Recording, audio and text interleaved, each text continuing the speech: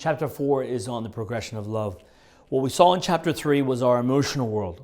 What do we do with these emotions? What are they? How can we best process them, pause, reflect before acting?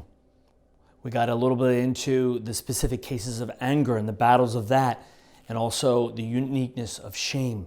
And finally, we also talked about how love doesn't always mean feeling good, right? There's a sacrificial component that's important for love to mature.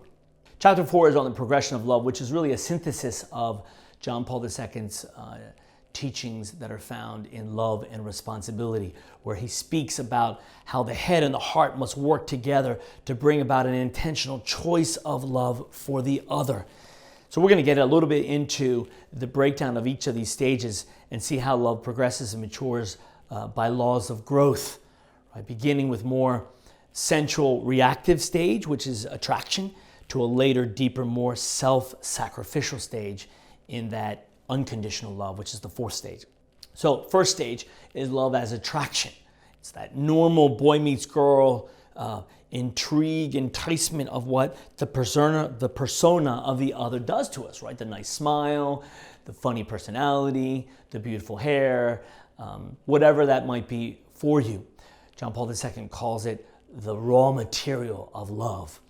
Yet we know also in that moment, that initial moment, that we can distort the truth of the whole person because we're so focused on one particular physical aspect.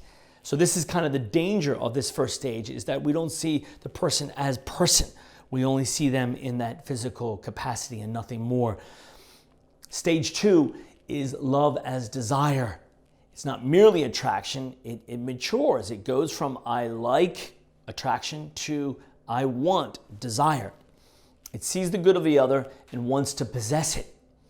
Yet we know if we're not careful, we can fall into the taking of that other thing, right, versus the giving or understanding or mutual receiving of the other. This is essentially what lust is, right? It's that possessiveness, it's that taking, that grasping of what I want in this other person. Emotional chastity really is the acid test for us to avoid that, because it allows us to reflect before we decide.